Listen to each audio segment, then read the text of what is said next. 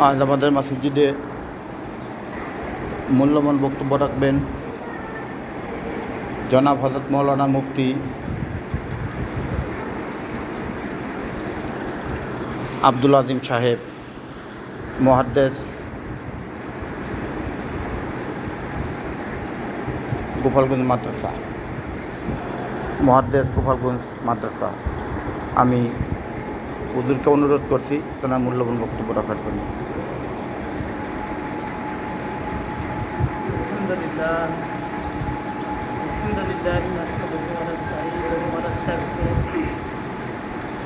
ونعوذ بالله من شرور أنفسنا من يهد الله فلا مضل له ومن يضلله فلا هادي له ونشهد أن لا إله إلا الله وحده لا شريك له ونشهد أن سيدنا ومولانا أما بعد فقد قال رسول الله صلى الله عليه وسلم لا يؤمن أحدكم حتى أكون أحب إليه من والده وولده والناس أجمعين। আল্লাহ তাআলার অশেষ মেহেরবানি দয়া যে মহান রব্বুল আলামিন পবিত্র জুমার দিনে জুমার নামাজ আদায়ের উদ্দেশ্যে পৃথিবীর সর্বশ্রেষ্ঠ জায়গা ইসলামে মসজিদে আসা ও কিছু কথা বলবার সৌভাগ্য অধিকার করছেন। এজন্য আমরা সকলেই শুকরিয়া আদায় করি আলহামদুলিল্লাহ। সময় খুবই সংক্ষেপ, তো আমি আপনাদের সম্মুখে রাসূলুল্লাহ সাল্লাল্লাহু আলাইহি সাল্লামের অগণিত হাদিসের মধ্য থেকে একটা প্রসিদ্ধ হাদিস পাঠ করেছি। সেই হাদিসটি হলো, নবী করিম সাল্লাল্লাহু আলাইহি ওয়াসাল্লাম বলেন, লা ইউমিনু আহাদুকুম হাত্তা আকুনা আহাব্বা ইলাইহি মিন ওয়ালিদিহি ওয়া ওয়ালাদিহি ওয়ান নাস আজমাইন। যে তোমাদের মধ্য থেকে কোনো ব্যক্তি অত সময় পর্যন্ত পরিপূর্ণ ইমানদার হতে পারবে না যত সময় পর্যন্ত সে আমাকে গোটা দুনিয়ার মধ্যে যা কিছু আছে, তার পিতা মাতা ছেলে সন্তানাদি যা কিছু আছে সব কিছুর থেকে যত সময় পর্যন্ত আমি রসুলকে বেশি ভালোবাসতে না পারবে অত সময় পর্যন্ত তোমাদের মধ্যে কেউ পরিপূর্ণ মুমিন হতে পারবে না। হাদিসটা কি বললাম, যে আল্লাহ রসুল সাল্লাল্লাহু আলাইহি ওয়াসাল্লামকে নিজের পিতা মাতা ছেলে সন্তানাদি যা কিছু আছে, স্ত্রী স্বজন যা কিছু আছে সব থেকে বেশি ভালো না বাসলে সে মুমিন না। সে কি না? মুমিন না। তো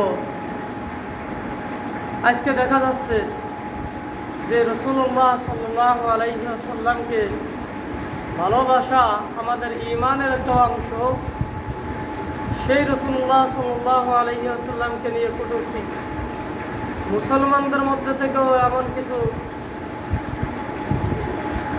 যাদেরকে মানুষই বলা যায় না, মুসলমান তো থাকতেই পারে না যে নবীজি সাল্লাল্লাহু আলাইহি ওয়াসাল্লামকে গালি দেয়, যদিও সে মুসলমানের ঘরে জন্ম, কিন্তু যে রসুলকে গালি দেয় সে কখনো মুসলমান থাকতে পারে? আপনারা বলেন। গত কিছুদিন আগে মাহবুবুর রহমান নাম এক নাস্তিক, আশ্চর্য লাগে, সে নবীজি সাল্লাল্লাহু আলাইহি ওয়াসাল্লামের ব্যাপারে মন্তব্য করছে যে একটা আবু জাহেল, একটা ফিরাউন, একটা হামান, নমরুদ, এমনকি বর্তমান পৃথিবীর সব থেকে নিকৃষ্ট যে মানুষগুলো আছে তাদের নাম বলে বলে বলে বলে প্লাস দিয়ে দিয়ে বলছে যে এই সব কজনে মিলেলি সময় সমান একজন মুহাম্মদ হয়।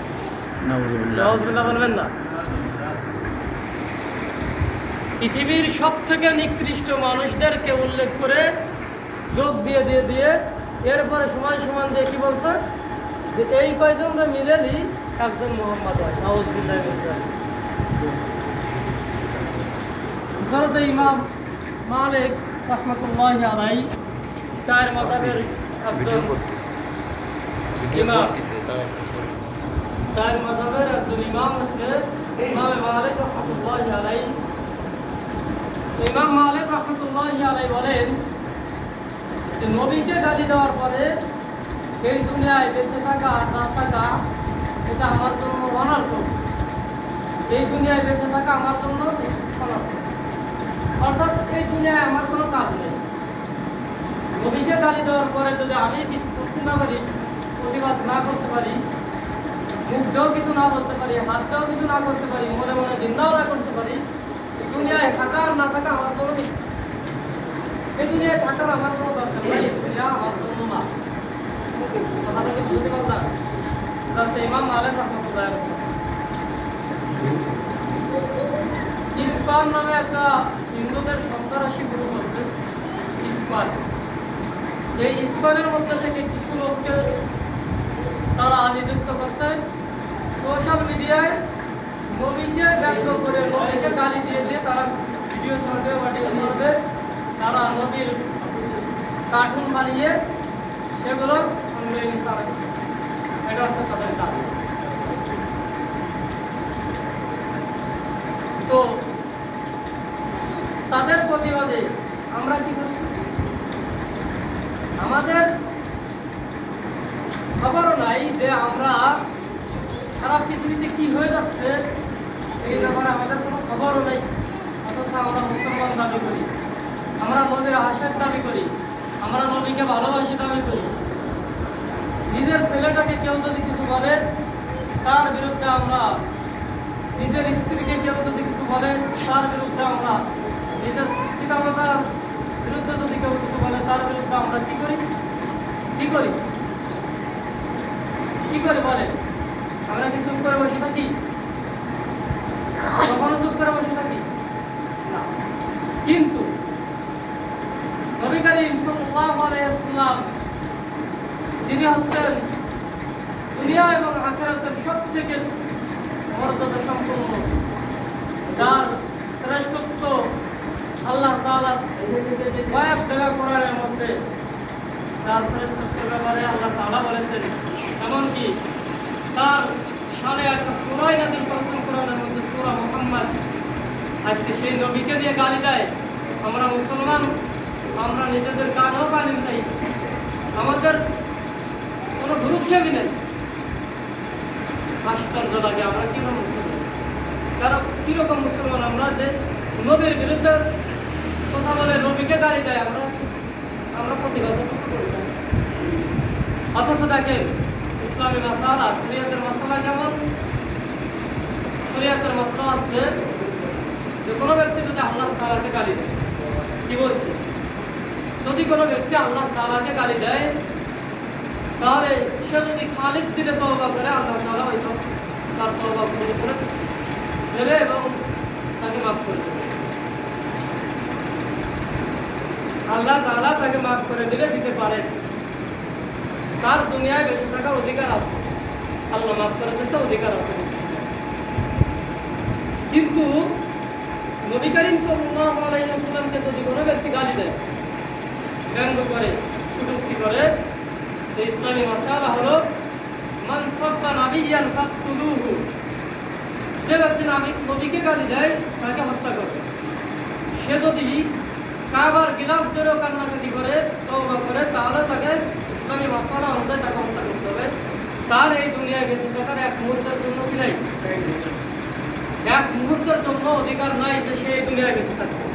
এই দুনিয়া যার জন্য সে তাকেই গালি দিচ্ছে, সুতরাং এই দুনিয়ার থাকা তার জন্য খারাপ। এই দুনিয়ায় থাকা তার জন্য কি,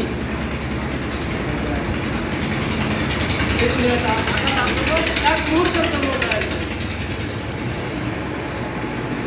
আশ্চর্য লাগে। আজকে মুসলমান, হাজার কোটি মুসলমানের বাড়ির পাশে নবীকে গালি দিচ্ছে, কোনো তার উল্লেখ নেই। মুসলিমরা তো দিচ্ছে, মুসলমান কিছু নাস্তিক তারাও নবীকে গালি দিয়ে ফেসবুকে ছাড়তেছে, সোশ্যাল মিডিয়ায় ছাড়তেছে। এই যদি হয় নবীর ক্ষেত্রে তাদের আচরণ, তাহলে আমাদের আচরণ তো তাদের ব্যাপারে কেমন হবে বলেন, কেমন হওয়া উচিত? গত কিছুদিন আগে, 2-3 দিন আগের ঘটনা, আজকে 3 দিন চলে, কুড়িগ্রামে এক ভাই বাড়ি মহিলা মাদ্রাসা, সেই ভাইয়ের কাজ হলো তিনি তাবলীগ করেন, মানুষদেরকে ইমানের দাওয়াত দেন। তার অপরাধ এতটুকু যে মানুষদেরকে কেন ইমানের দাওয়াত দেন। প্রায় 2টার সময়, একটার সময় আসছে 2:40 পর্যন্ত, প্রায় 3 ঘন্টা সময়, 3 ঘন্টা 2 ঘন্টা সময় সরকারি যারা প্রশাসনের লোক তারা এবং ইসকনের কিছু উগ্রবাদী হিন্দুরা মিলে সেই মহিলা মাদ্রাসায় যেই পরিমাণ নির্যাতন করেছে, সেই হুজুরের মা এই যে 70 বছর ধরে কোনো পরপুরুষের সামনে মুখ দেখায় নাই, তাকে মুখের থেকে কাপড় সরায় বেপরদা করে বস্ত্রহীন করে লাইট মেরে মেরে দেখছে। অপরাধ কি? শুধুমাত্র মানুষ তাবলীগ ইমানের দাওয়াত কেন দেয়? এই যে আমি যে আপনাদের ইমানের কথা বলতেছি, নবীর ভালোবাসার কথা বলতেছি, এটা আমার অপরাধ। একজন উচ্চ কর্মকর্তা, সরকারি উচ্চ কর্মকর্তা ওই জায়গার ডিসিকে ফোন দিয়েছে, দেওয়ার পরে বলতেছে এই ঘটনা যদি আজকে হিন্দুদের ব্যাপারে হতো তাহলে আপনারা কয়জনকে হত্যা করতেন, মানে গ্রেপ্তার করতেন। এই যে 24 ঘন্টা হয়ে যাচ্ছে, কালকের ঘটনা, কালকে ফোন দিচ্ছিল, কয়জনকে হত্যা মানে গ্রেপ্তার করতেন আপনারা বলেন? অথচ এই পর্যন্ত আপনারা একজনকেও গ্রেপ্তার করতে পারলেন না। মহিলা মাদ্রাসায় ইজ্জতহানি করছেন মেয়েদেরকে ধরে ধরে, সাথে প্রশাসনের লোক রয়েছে। আপনারা প্রশাসন খালি আপনারা এখনো পর্যন্ত আপনি সে লোক বলতেছে আমি ছিলাম না, অন্যরা ছিল। তা আপনি ছিলেন না, আপনি একজন ডিসি, তা আপনি কয়জন ই করছেন, গ্রেপ্তার করছেন? কোনো কথা কয় না। আজকে যদি হিন্দুদের এই আশেপাশে যে হিন্দুগুলো আছে তাদের বাড়িতে এরকম কেউ করে, সাথে সাথে দেখবেন যে আপনারা এই এলাকায় থাকতে পারবেন, সাথে সাথে আপনারা থাকতে পারবেন। তাহলে আপনারা মুসলমান, আমরা মুসলমান, এদেশে 90% মুসলমান। কীরকম মুসলমান? আমরাই তো জিম্মিয়ে বসে, আমরাই তো জিম্মিয়ে বসে রয়েছি। দেশে রাজত্ব করতেছে তো হিন্দুরা, নবীকে গালি দিচ্ছে। আমাদের কোনো প্রতিবাদ নেই, আমাদের কোনো প্রতিবাদ নেই, আমাদের কোনো এ ব্যাপারে কোনো বিবৃতি নেই, কোনো কথা নেই। যার কাছে আমরা বিচার চাবো তারাই সাথে থেকে আসছে মুসলমানদের নবীকে গালি দিচ্ছে, মুসলমানদের ঘর বাড়িগুলো উচ্ছেদ করতেছে। রাত কোন দেশের নিয়মের মধ্যে আছে যে রাতে একটা সময় এসে আসামি ধরা হবে, এমনকি রাতে একটা সময় আসামির ঘর ভাঙতে হবে? পৃথিবীর যত বড় অপরাধী হোক এইরকম কোনো নিয়ম পৃথিবীতে নেই, কোনো আইনের মধ্যে নাই যে রাতে একটা সময় এসে ঘুমাতে উঠে উঠে মহিলাদেরকে ইজ্জতহানি করবে। কোনো আইনের মধ্যে আছে? আইন কি আমরা মানে মাদ্রাসায় পড়ছি, আমরা ওকালতি ভরে নেই বলে এই আইন আমরা জানি না? আছে কোনো আইন? আপনারা বলেন আছে?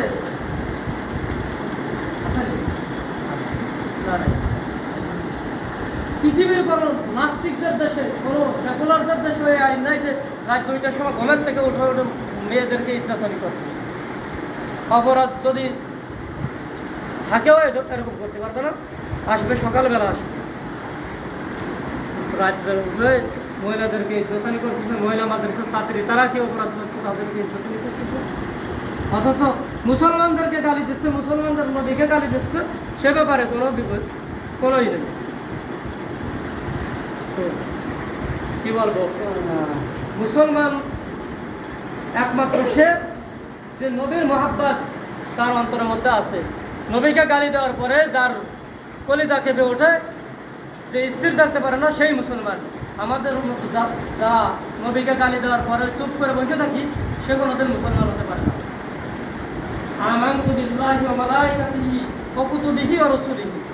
ঈমানদার হওয়ার জন্য শর্তই হচ্ছে প্রথমে আল্লাহকে বিশ্বাস করা, তারপর তার ফেরেশতাকে বিশ্বাস করা, কিতাবকে বিশ্বাস করা, এরপর নবীকে বিশ্বাস করা। নবীকে যদি কেউ বিশ্বাস করে তাহলে নবীর ভালোবাসা তার মধ্যে অবশ্যই থাকতে হবে। নবীকে তো বিশ্বাস করে না, তার মধ্যে নবীর ভালোবাসাও নাই। নবীকে গালি দিলে তার কোনো কিছু যায় আসে না, নবীকে গালি দিলে তার কোনো কিছুই যায় আসে না। তো এই ব্যাপারে আমাদেরকে সোচ্চার হতে হবে। কোনো ব্যক্তি যদি কোনো কুলাঙ্গারকে হত্যা করে, নবীকে গালি দেয়, এমন কুলাঙ্গারকে যদি কেউ হত্যা করে, সে নিশ্চিত জান্নাতে যাবে, সে নিশ্চিত জান্নাতে যাবে, সে নিশ্চিত জান্নাতে যাবে। কোনো কুলাঙ্গার যদি নবীকে গালি দেয় আর ওই কুলাঙ্গারকে যদি কোনো মুসলমান হত্যা করে, অবশ্যই সে নিশ্চিত জান্নাতে যাবে। সে নবীর সাথে জান্নাতে থাকবে,